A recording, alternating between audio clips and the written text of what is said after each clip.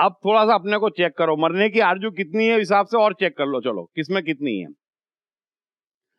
अभी एक होता है मनुष्य और एक होती है मशीन। एक होता है मनुष्य, एक होती है मशीन। दोनों में फर्क क्या है बताओ, बोलो। मशीन जो है वो कॉम्प्रोमाइज के साथ करते हैं, बहुत सारे एडजस्टमेंट्स, कॉम्प्रोमाइज।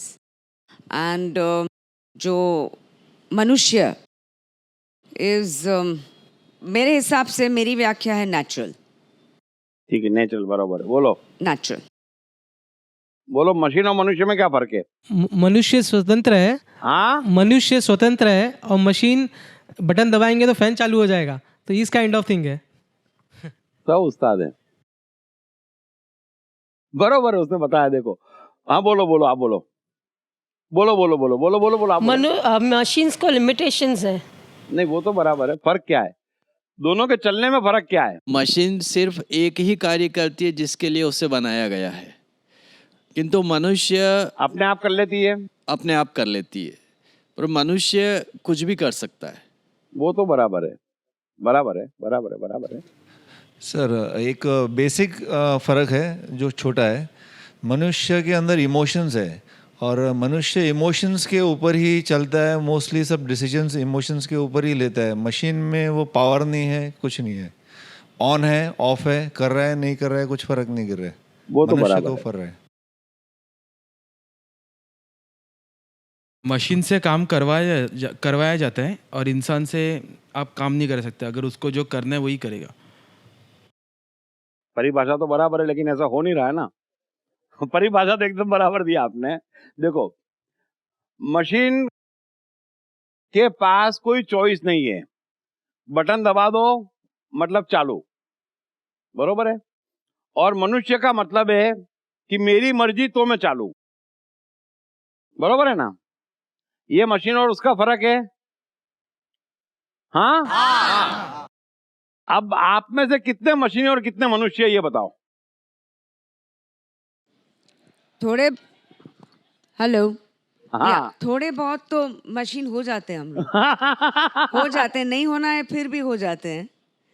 पर इन माय केस मैं मनुष्य ज्यादा हूँ, मैं नेचुरल ज्यादा हूँ। वो तो दिखता है। मशीन नहीं, लेकिन उससे तकलीफ भी होती है बहुत सारी। आप you know what I am saying, आप समझ सकते हैं। क्योंकि कॉम्प्रोमाइजेस कम होते हैं। जो लोग बोलते हैं वही करो नहीं होता है, जो हमको अच्छा लगता है वो करते हैं। उसमें से क्रिएशन भी बहुत होता है, लेकिन लोगों की सुननी भी पड़ती है। और we are not with the time, ऐसा भी लगता है। लोग 100 काम करते हैं तो हम 10 काम करते हैं, लेकिन करते हो तो बहुत बढ़िया करते हैं। ऑफ कोर्स उसमें से 5 तो बढ़िया होता है। एंड दिस इज, यही सिचुएशन मैं अभी फेस कर रही हूँ एट प्रेजेंट। कोई बात नहीं, समझ गया मैं। अभी मैंने परसेंटेज पूछा, कौन कितने परसेंटेज में मनुष्य और कितने परसेंटेज में मशीन है, ये बताओ आप तो। सिर्फ परसेंटेज में 80% मनुष्य, 20% वेरी गुड। और 75% मनुष्य है और 25% मशीन है। मशीन का मतलब कोई और चला रहा है ना। ठीक है। और sir 90% human, 10% machine. 10% machine, very good. क्या परसेंटेज है, बोलो। सर 95.5। 95.5, वेरी गुड, क्या बात है, वेरी गुड, क्या बात है। देखो, अभी अब चेक करो, कोई भी मशीन हो उसका बटन कितने होते हैं? एक होता है। चालू करो, मशीन चालू, है ना। चाहे पंखा हो चाहे फैक्ट्री हो, है ना। आपने बटन दबाया तो मशीन चालू, बरोबर है। उसकी अपनी कोई चॉइस नहीं होती है, खट से चालू, इसको मशीन कहते हैं। अब समझो मेरी बात को। अभी आप अपने आप को चेक करो। अभी सुबह से शाम तक आप देखते हो, सिर्फ कोई फोन नहीं उठाए 3 बार। बटन दब गया। अच्छा चलो, आप किसी से बात करना चाह रहे हो और उसने अवॉइड कर दिया, दब गया। चलो, आपकी गर्लफ्रेंड है और उसने किसी की तारीफ कर दी,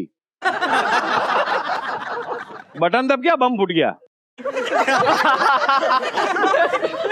बरोबर है ना।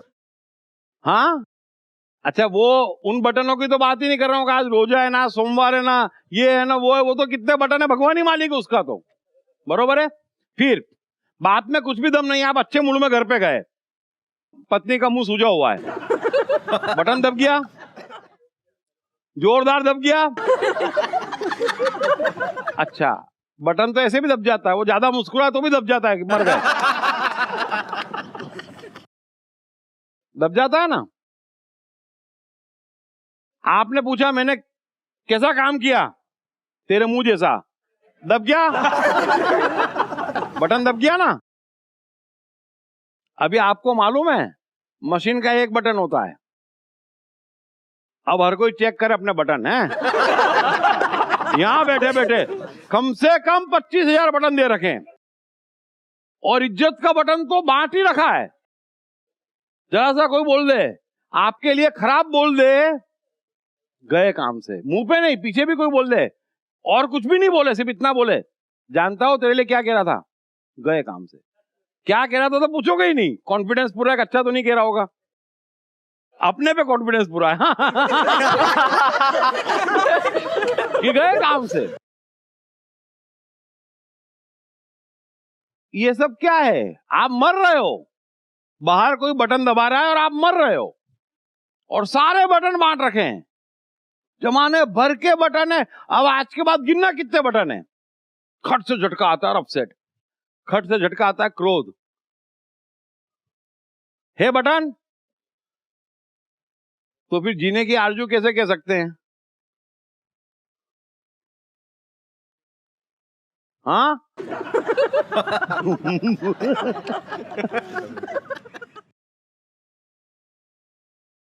मुश्किल है ना जीना, क्योंकि कोई एक सवाल पूछ ले गए, कुछ भी चीज में सुबह से शाम तक इतने बटन है और घर घर घर घर घर घूमते हैं, और एक साथ कई जने 5-6 बटन दबा देते, तब तो देखना हालत कैसी हो जाती है।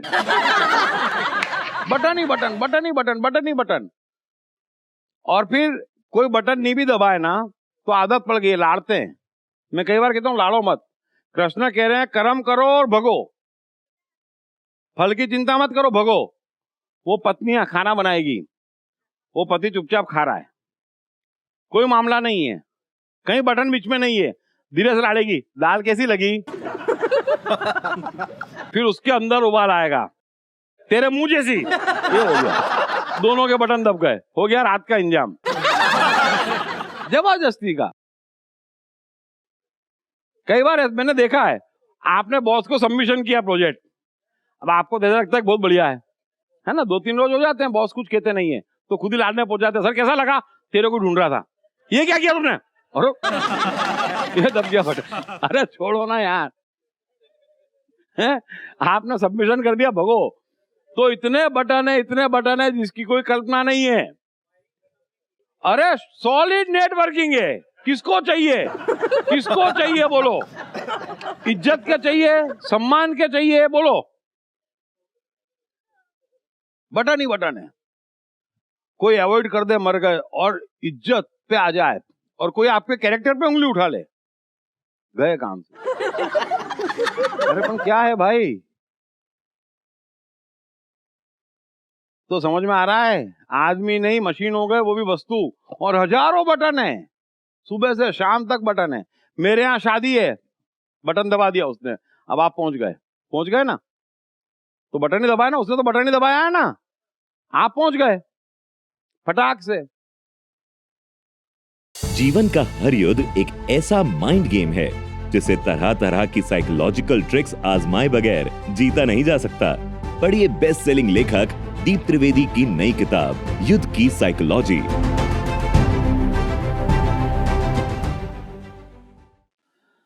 थोड़ा समझो कि जीने की आरजू वाकई कम है, जो मैं रियलाइज करवाना चाहता हूं उसको समझो।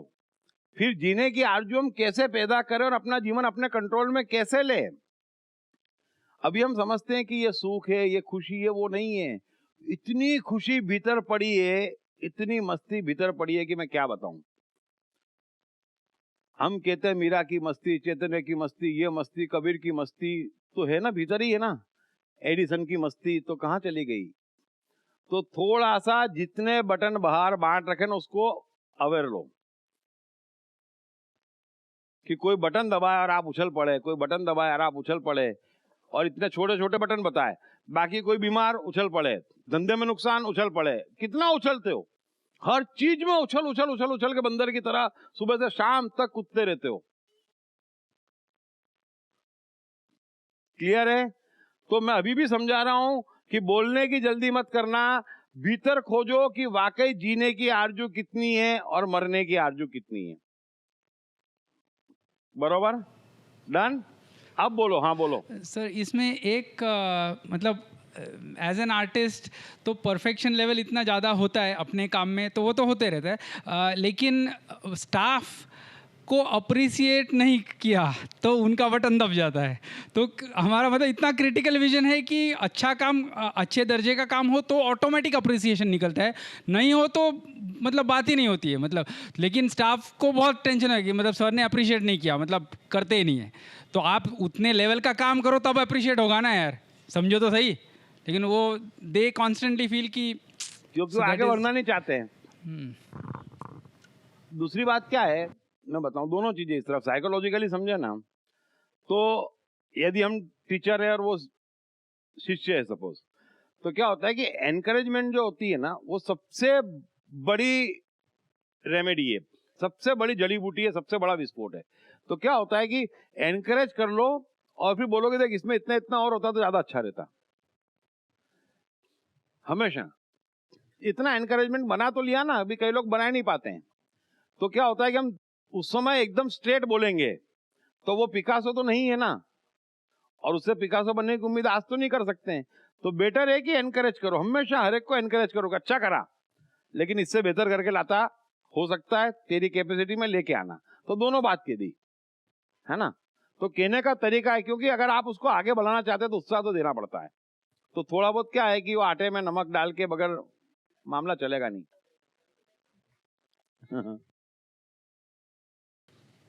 सर एक मिनट, जीने की आरजू और मरने की आरजू पे मैंने जो परसेंटेज बोला था वो पूरा गलत है सर। अभी मुझे लगता है हाँ, मुझे तो लगता है 5% जीने की आरजू और 95% मरने की आरजू है।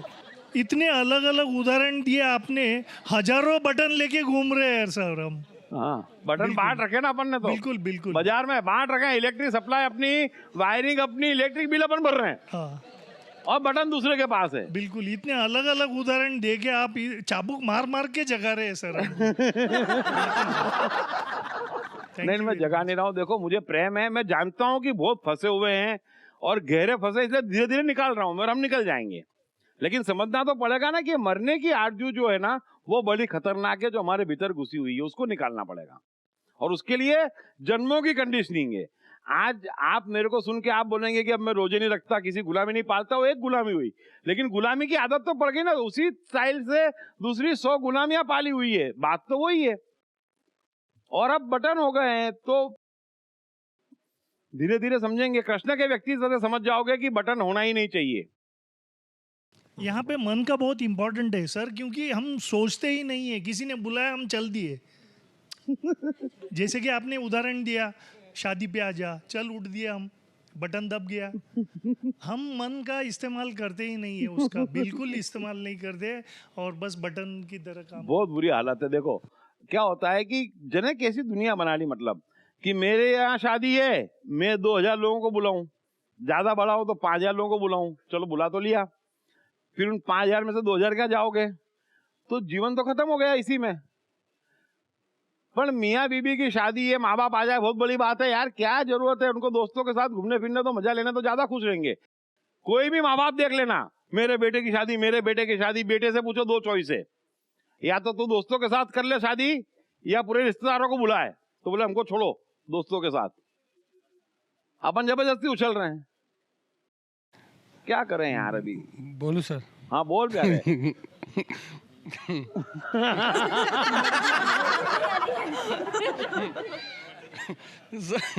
सर ऐसा है ना, आप वहाँ पे बैठे हो बराबर, और यहाँ पे इतने सारे लोग बैठे हैं, लेकिन सबकी है ना आपने गर्दन पकड़ रखी है। कोई एक चीज बोले ना, हाँ बराबर, और आप में दिखता भी नहीं है सर, ये भी कमाल है कि मुंह पे तो दिखना चाहिए कि ये उल्लू बना है।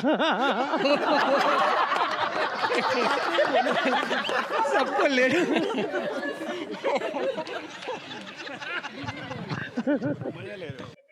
बोल बोल बोल। हेलो सर, होश में ना होना और बेहोशी में काम करना में डिफरेंशिएट करना हो, पहचानना हो तो कैसे रिकॉग्नाइज करें? देखो अभी इसमें तीन चीजें फिर से। होश का मतलब क्या होता है कि होश की शुरुआत कहाँ से होती है कि मैं जो कर रहा हूं वो मुझे मालूम होना चाहिए। बरोबर है, समझ में आ गई बात। अब मैं थोड़ा विस्तार से समझाऊं तो कर्म से समझना पड़ेगा, है ना। अभी मेरे को एक चीज बताओ कि कोई आदमी अभी किराए के मकान में रह रहा है, बरोबर है, और वो चाहता है कि यार 3 बेडरूम का खुद का मकान हो। फिर उसके लिए वो प्लानिंग करता है कि मैं इतना एक्स्ट्रा काम करूंगा, ये बिजनेस करूंगा और ये करूंगा और ये करूंगा। तो आपके हिसाब से वो चाह क्या रहा है? कोई भी बताओ। मकान चाह रहा है, बड़ा मकान चाह रहा है। और कोई? माइक लेके बोलो, शांति से माइक लेके बोलो। सर वो ग्रोथ चाह रहा है, जो भी है उसके पास उससे ज्यादा ग्रोथ चाह रहा है। ग्रोथ चाह रहा है, वेरी गुड। और कोई? सब इंटेलिजेंट है यार, बोल, तू बोल। वो और कष्ट चाह रहा है। Very good, perfect. वो कष्ट चाह रहा है। अरे मूर्खो, वो कष्ट चाह रहा है। मकान तो 20 साल बाद आएगा। मैंने क्या बोला, कर्म का फल हाथों हाथ है। तो तुम कष्ट चाह रहे हो और भगवान कह रहा है जो मांगोगे वो मिलेगा, ले जा। इसीलिए आनंद चाहो, यहां मत चाहो। फंस काहे में रहो। इसको बेहोशी कहते हैं कि आप सोच रहे हो कि मकान चाह रहे हो, आप कष्ट चाह रहे हो और भगवान दे रहा है कि ले जा। आप कष्ट चाह रहे हो तो जो हाथों हाथ मिल रहा है वो आपके कर्म का फल है। निगाह उस पर रखो, क्या मिल रहा है। मैं एक्स्ट्रा टाइम करूंगा तो जीऊंगा कब, स्वास्थ्य बिगड़ेगा। नहीं नहीं नहीं नहीं नहीं। अपने किराए के मकान में क्या दिक्कत है, मेंटेन भी वो कर रहा है, क्या टेंशन है। तो आप कष्ट चाह रहे हो, ये बात समझ लो। क्लियर? तो इसको कहते हैं होश नहीं है। आप चाह क्या रहे हो, कर क्या रहे हो, समझ क्या रहे हो क्या रहा है का कोई कनेक्शन ही नहीं है आज की तारीख में। इसलिए मैंने इशारा किया कि आप चाह क्या रहे हो। और कृष्ण को इतना होश है कि यदि मैं ये चाल चलूंगा तो अर्जुन की शादी 100% द्रौपदी से हो जाएगी 3 साल बाद। इतना होश है। तो ये होश की बात है। तो हमको होश नहीं है। तो जो आपको हाथों हाथ मिल रहा है वो आप चाह रहे हो। आज के बाद ये नियम पकड़ लो। बाकी आपकी अपनी दुनिया में आप बेवकूफों की तरह सोच रहे हो कि मैं ये चाह रहा हूं, फिर मैं ये कर रहा हूं, फिर मैं वो कर रहा हूं। वो तो कल की बात है ना, कब घोड़ा मरेगा, कब राजा मरेगा, हैं? वो कल की बात है। अभी आज क्या चाह रहे हो वो देख लो। क्लियर? जीवन का हर युद्ध एक ऐसा माइंड गेम है जिसे तरह तरह की साइकोलॉजिकल ट्रिक्स आजमाए बगैर जीता नहीं जा सकता। पढ़िए बेस्ट सेलिंग लेखक दीप त्रिवेदी की नई किताब युद्ध की साइकोलॉजी।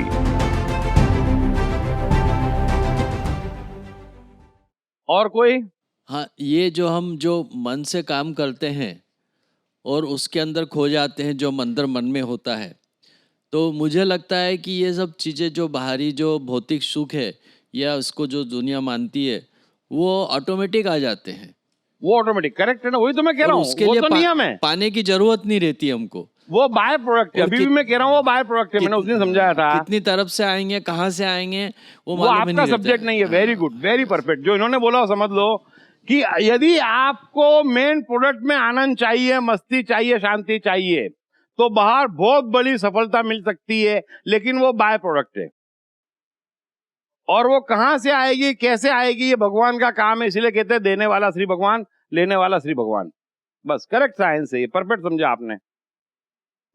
बस क्लियर? तो अब ब्रेक लें, खत्म करें, मतलब कि कोई सवाल बाकी है? बोल बोल बोल। सर, जितना आपने कहा, अगर मैं इंट्रोस्पेक्ट करती हूँ ना, तो और पिछले दिनों में या कुछ महीनों में जो भी एक्सपीरियंस में जो चीज़ हुई है ना सर, उसमें मुझे लगता है मैं ज़िंदा हूँ। मैं नहीं हूँ एक्चुअली।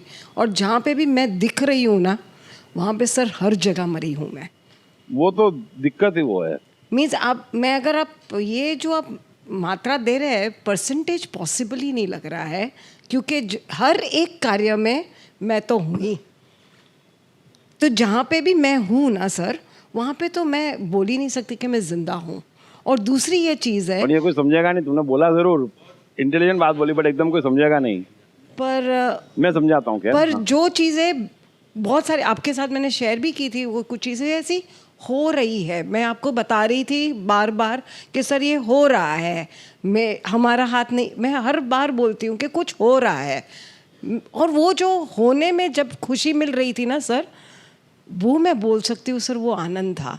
बाकी मैं कहीं पे भी अभी की मात्रा में आप जो बोल रहे हो मेरे पल्ले नहीं पड़ रही है कि मैं इसमें आनंद है, इसमें मृत्यु है। मुझे मृत्यु भी नहीं और आनंद भी नहीं, कुछ ये अब जो बेहोशी वाली बात है ना, पता नहीं, शायद जिंदा ही नहीं, ऐसा फील हुआ आज मुझे। ये मुझे लगा कि जिंदा तभी थी, पर अल्टीमेटली वो भी एहसास हो रहा है अभी कि जिंदा हूँ तो आनंद नहीं है वापस।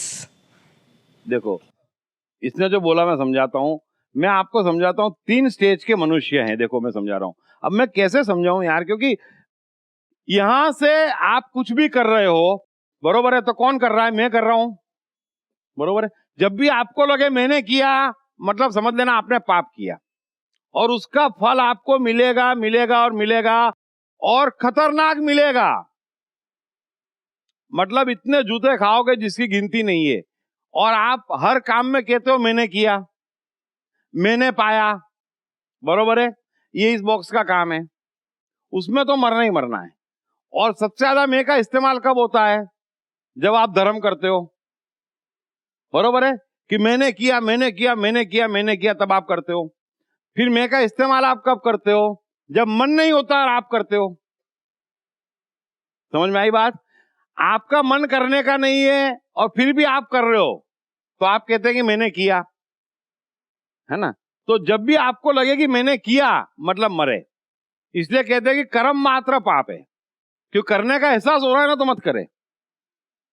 बात खत्म हो गई। अब दूसरी तरफ है बच्चा, जिसको करने का एहसास नहीं है, तो प्रकृति और दोनों मिलके खेलते हैं, है ना। तो थोड़ा बहुत बच्चा करता है, थोड़ा बहुत प्रकृति करती, क्योंकि अभी उसमें प्रकृति जिंदा नहीं है तो बच्चा ही ना, अभी भी भगवान थोड़ी हुआ है, वो संभावना है इधर या इधर। लेकिन जब आप यहां पे आओगे, तो जो ये कह रही है कि चीजें हो रही है, पूरे 80 साल 100 साल आप जियोगे और आपको एक बार भी एहसास नहीं होगा कि मैंने कुछ किया। स्टीव जॉब्स, एडिसन, डिज्नी, जो मैंने बायोग्राफी बताई आपको, या मार्क जकरबर्ग, उनको ये एहसास ही नहीं है कि उन्होंने कुछ किया। और जब एहसास ही नहीं है मैंने कुछ किया, तो किसने किया? तो जब उसने किया, तो चेहरे पे घमंड नहीं आएगा? आ सकता है? घमंड कब आएगा? जब मैंने किया, घमंड ही नहीं आएगा। और जब मैंने किया ही नहीं, तो मेरा है क्या? तो सब कुछ किसका है? भगवान का। तो आसानी से 100% पूंजी दान में दे देते हैं, गर्व भी नहीं होता, क्योंकि मेरी है ही नहीं। तेरा तुझको अर्पण क्या लागे, मेरा इस भाव में ये महान लोग रहते हैं, क्योंकि मेरा है ही नहीं, मेरी हैसियत नहीं है। कबीर के दोहे निकालने की हैसियत कबीर की नहीं है, यहाँ की है। गालिब के शेर निकालने की हैसियत यहाँ की है। बल बनाने की हैसियत यहाँ की है। तो जो रश्मि ने बोला कि होने लगे, तब तो चमत्कार हो गया। करने का एहसास हो तो मर गए, और बच्चे बीच में हैं। अब चेक कर लो अपने आप को फिर से, मैंने तीनों डायमेंशन बताए, और मैं आपको यहां लाना चाहता हूं कि जहां से सब कुछ भगवान बैठ के करवाए। आपको क्या टेंशन है? सब कुछ वो करवाए, कविता निकालवाए, बल्ब बनवाए, कमवाए, आपको क्या टेंशन है? कोई टेंशन नहीं है। क्लियर हो गया? ये 3 पॉइंट है। आज मैंने 3 पॉइंट काफी बताए, और जब तक मरने की आरज़ू है ना, आगे बढ़ेंगे ही। सो मैंने किया जब भी लगे ना, तो मत करो, क्योंकि आप कष्ट पा रहे हो इसलिए कह रहे हो कि मैंने किया। जब कष्ट नहीं पा रहे हो तो आप नहीं कहोगे। ठीक है? और कोई सवाल तो नहीं ना? पक्का? चलो, thank you very much, thank you very much. जीवन का हर युद्ध एक ऐसा माइंड गेम है जिसे तरह तरह की साइकोलॉजिकल ट्रिक्स आजमाए बगैर जीता नहीं जा सकता।